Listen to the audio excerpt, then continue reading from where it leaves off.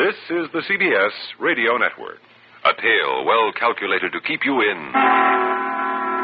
suspense. In a moment, Act One of You Died Last Night, starring Bob Reddick and Santos Ortega, and written especially for Suspense by Robert Arthur. This portion of Suspense is brought to you by the makers of Alpine cigarettes. What's it like to smoke an Alpine? Well, it's like many pleasant things you know. Nothing at all like the sort of smoking you may be used to. Alpine is a fresh, clear sort of smoke. If this sounds good to you, try Alpine filter cigarettes. There's something more to smoking with an Alpine cigarette.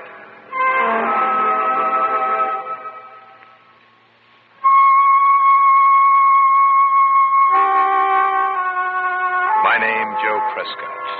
Occupation, garage mechanic, age 34, unmarried, nobody ever heard of before. But I have a question for you. What happened to you last night? Now, don't answer, because whatever you say, you're wrong. All of you. You see, I know what happened last night, because I saw it happen. You and you and you and all of you. You died last night.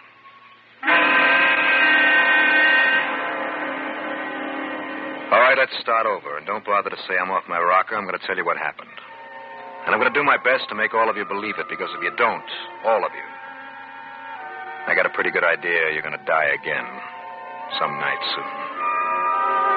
So we go back 2 days to the day before yesterday, time exactly 4 p.m., place 30 miles northeast of Bakersfield, California. Characters, just me, Joe Prescott, and Nellie, my pack mule. I was prospecting like I do every year for a couple of weeks for the fun of it. Well, this time I'd struck something that looked big. Because I didn't have anyone else to talk to, I talked to Nellie. Nellie, old girl, looks like you'll be able to retire. This is as big as I think it is. That's right, laugh. But this time I mean it. I'm going to blow a hole in this ridge and see what's down there. A nice big hole. About 12 sticks of dynamite. I tied Nellie to a tree, and then I drilled a hole. I put in 12 sticks of dynamite. I attached a 60-second fuse and lit it. And then I heard the noise. And out of no place I saw it appear. A kind of blur above the rocks, like a spinning top. I knew I wasn't imagining it because Nellie heard it too. All right, easy. And there it was. Sitting on the rocks where I just planted the dynamite. A spaceship. An honest-to-gosh flying saucer half as big as a house. I acted automatically, not even thinking, put my foot on the fuse and crushed out the spark. And then I looked at this thing, goggle-eyed. An opening appeared near the ground, and something came out. It looked sort of like a fuzzy orange teddy bear, 5 feet tall. It had 2 eyes raised on long stalks, and those eyes looked at me. And I looked at them. And then this teddy bear spoke to me. Hello, Joe. What do you know?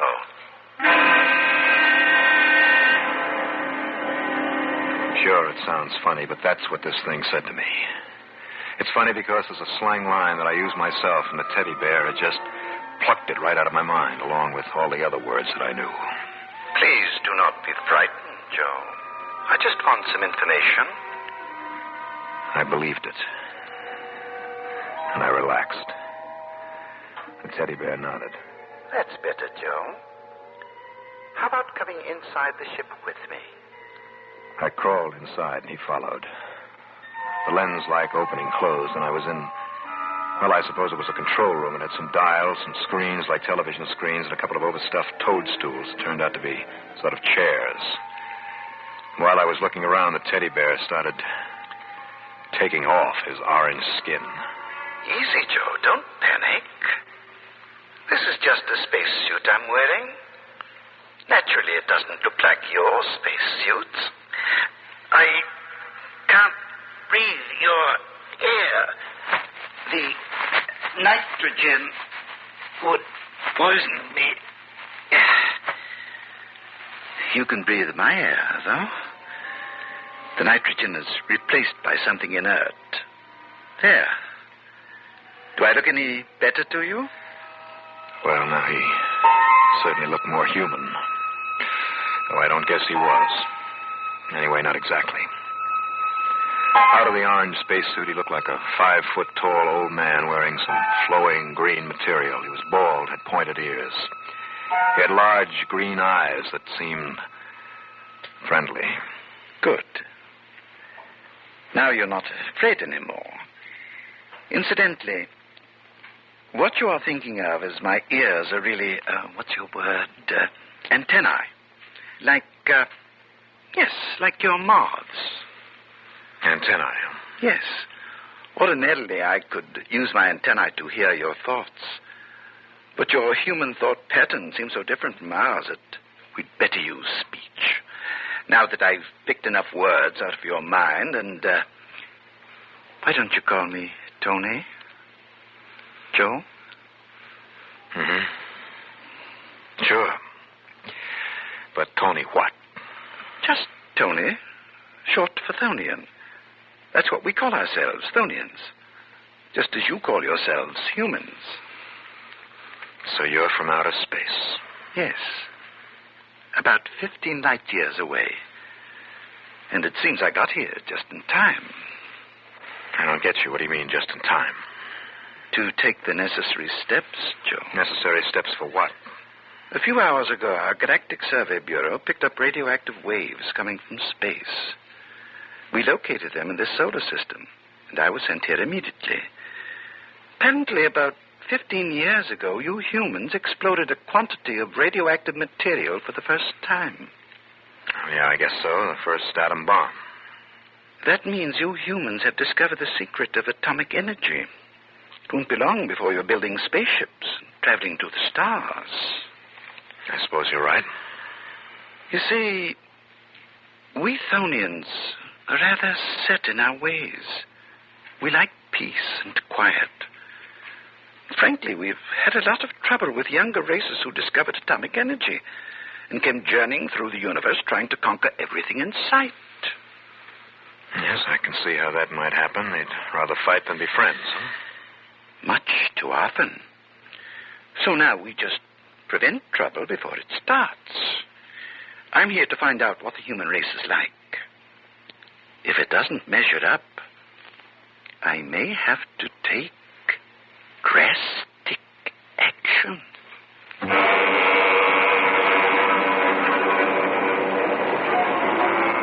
That's what he said. Drastic action. Meaning that if he didn't like our looks, he was going to destroy the human race before it could ever get dangerous to the Thonians. Now, Joe, you mustn't be upset. It may not come to that. I'm here to take corrective action, yes. But I can decide whether it will be mild, severe, or drastic. And what does mild mean? Oh, blow up all atomic energy installations. And what would drastic be? That would involve turning your world into a ball of flaming gas. That's nice. But it's hardly ever necessary. Oh, that's a consolation. So what is the other possibility? Severe measures? I'd say eradicate all large cities and towns. You mean wipe them out? Remove them from existence. And kill a few 100 million human beings? Oh, more than that. Reduce the population of the world to, say, 50 million people and let them rebuild. But believe me, Joe, it would be quick and painless. Oh, just like that, huh? Kill off most of the population and leave a few to rebuild? Really, it's not as bad as you think. You could think of it as, what's the word I want? Yes, as pruning. You mean like fruit trees? Exactly. Sometimes races need pruning, too. And I'm afraid that from the Thonian viewpoint, the human race badly needs pruning. Yes, Joe. Rather badly.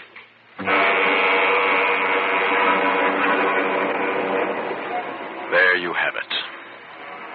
Here was Tony, a representative of a super race from the stars, come to our Earth in a super spaceship to destroy us.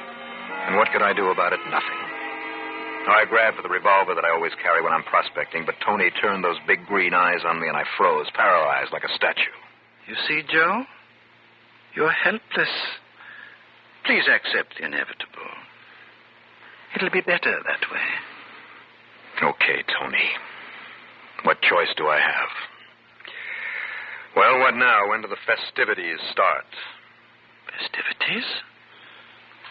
Oh, you are being humorous. You mean when do I begin corrective measures? That's right. I suppose you have ray guns, bombs, stuff like that to do your dirty work? Joe, if only you wouldn't use words like dirty work. If you could just think of it as a necessary and helpful pruning. Yes, well, I can't. Let's keep it on a high plane. Suppose I say preventive measures. Well, it does sound better, I must admit. Well, to answer your questions, I do have a store of bombs. Very small, but very efficient. I don't carry any armaments as such. My ship is very light and delicate. It's built for speed, not for fighting. But then, we Tholians haven't had to fight anyone for the last 1,000,000 years. Killed off the opposition before it got started, huh? I guess you could put it that way. Later, the other races we've dealt with have grown up to be mature and peaceable. So there are no wars. Interplanet career otherwise. I get the picture. I don't say I like it, but I get it. Splendid.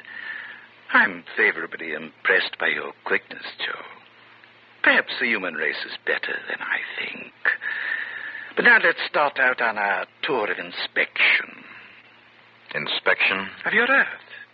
I have to make it before I decide what preventive measures to take. Mild, severe, or drastic?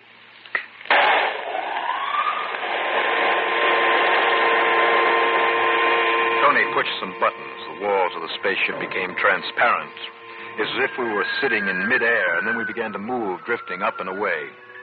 I saw Nellie, my pack mule, raise her head and hee-haw after us. And then we were zipping over the mountains until they were only a blur under us. I began to ask Tony questions about how the ship worked, looking for an angle, anything that might help. Tony, did you say that it was only a few hours ago that your race first knew an atomic bomb had been set off on Earth? 4 hours and, let me see, 48 minutes by your time, Joe. And you covered 15 light years in under 5 hours? How could you do that? I thought nobody could travel faster than the speed of light. They can't, Joe. But you see, this ship travels both in space and in time. Travels in time? When I have a long trip to make, I start the space drive and set the automatic pilot. Then I turn the time control forward to the estimated duration of the trip. And there I am, at my destination. Well, that way you can do a year's traveling in a second. More or less. Time travel is a little tricky, but very convenient for long-distance travel. Yes, plenty convenient. But can you travel backwards in time? Yes. The process is reversible. We could go back to that instant when you first saw the ship, if we wanted to. And would I be standing there looking at you the way I was? No, you'd be inside the ship, because you are now. So the past would be changed. Going backwards is a bit tricky, you see. We seldom do it. Now, Tony. Yes? Now, let me see. If I've got this straight, back on your planet, 15 years have passed since you left? That's correct. And 15 more will pass before I get back, Joe. You humans are intelligent. And rather likable, judging from you. I do hope I won't have to take drastic measures on your world.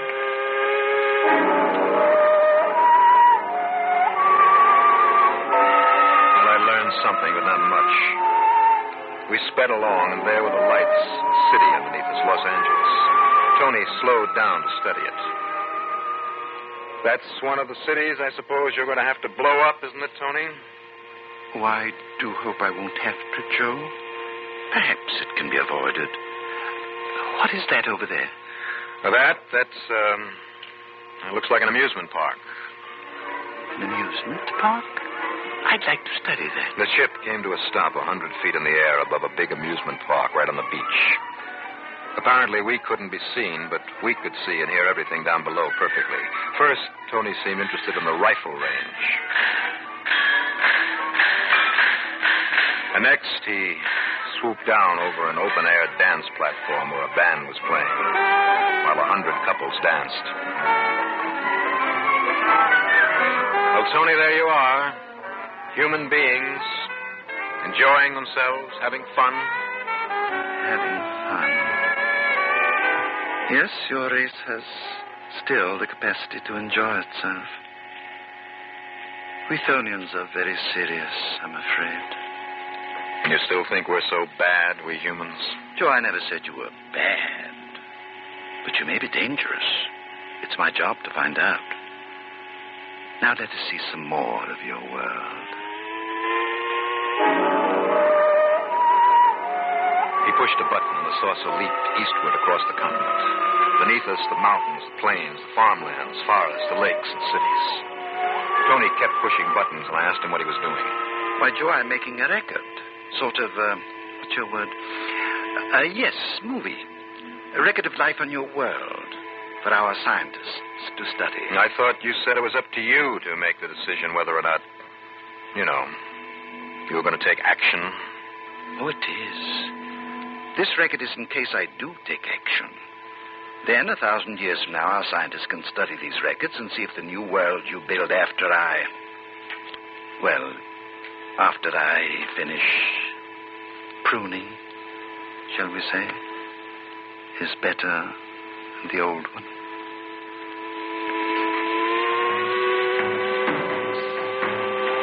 What could I say to that? I kept my mouth shut. Suddenly, we were over New York. Tony slowed down the ship, brought it close to the ground. For a minute, we hovered there directly over Times Square, unseen. Directly under us was the usual snarl of traffic, of people coming and going, the big electric signs flashing, the heart of the world's greatest city beating. For a couple of seconds, we just sat and listened.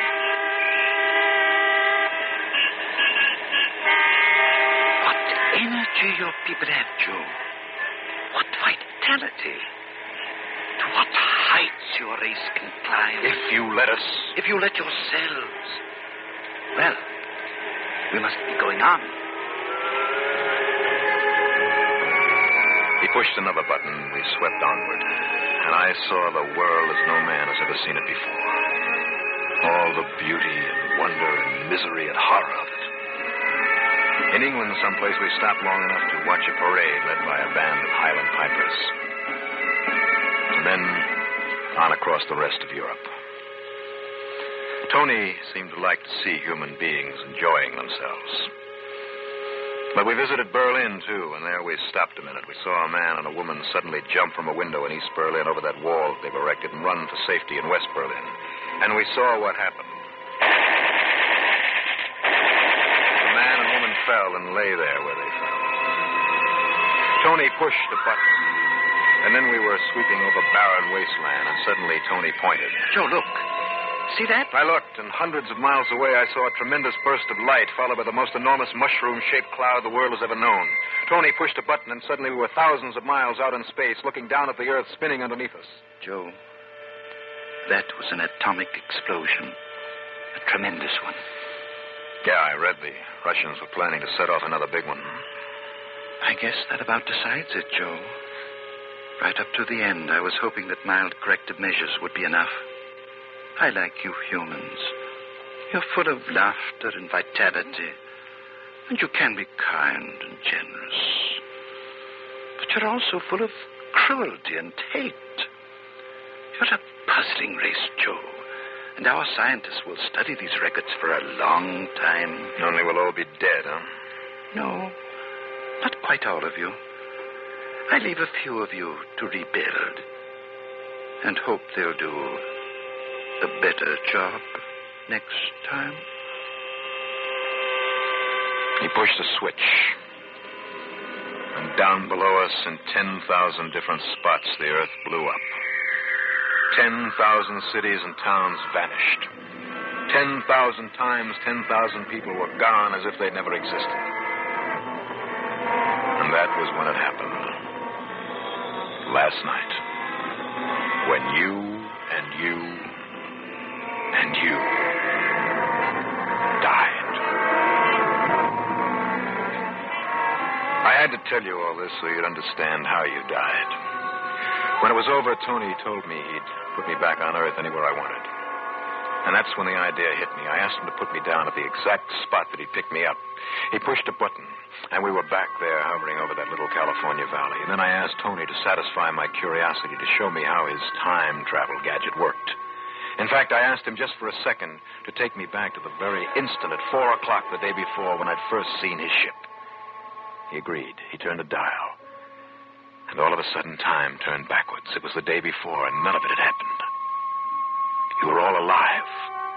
The world was just as it had been. Everything was the same. Except one thing.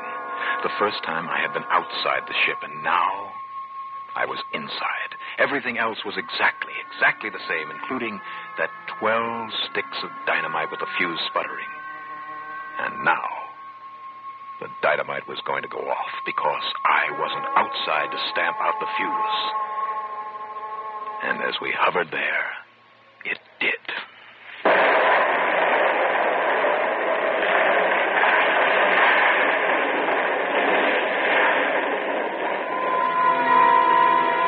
That explosion had ripped Tony's spaceship open, blew me out through a rip in the wall, and as I lay dazed on the ground, I saw the Thonian spaceship go spinning wildly around up into the sky and out into space, and I knew Tony must be dead, because his ship was a wreck. He'd have no air.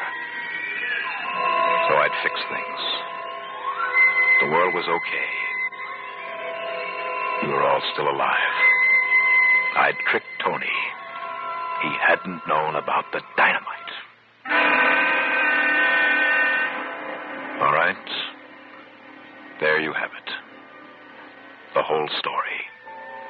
How you died last night and why you're still alive now. I had a broken ankle and a lot of bruises, but I rode Nellie back to town and told my story. And they laughed at me. I suppose you're laughing at me now, thinking I've made all this up just to entertain you. But you're wrong. You are wrong, because out there in the stars is a race that doesn't think that we can be trusted. In 15 years, they'll wonder why Tony doesn't come back. They'll send someone else to find out. Just 15 years. Before then, we have got to prove they can trust us after all. We've got to act like human beings. We've got to live up to the best that's in us, not the worst. And we've only got 15 years. I only hope we can do it in time.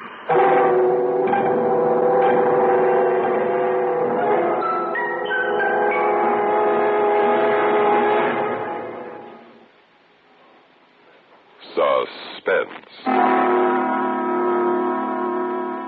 You have been listening to You Died Last Night, starring Bob Reddick and Santos Ortega, and written especially for Suspense by Robert Arthur.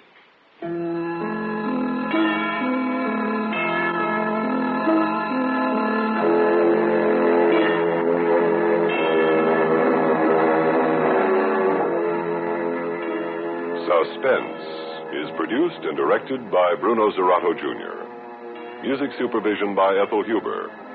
Sound patterns by Joseph Cabibbo. Listen again next week when we return with Let There Be Light, written by Irvin Lewis. Another tale well calculated to keep you in suspense. The most complete network news in broadcasting today. Expanded CBS News on the CBS Radio Network.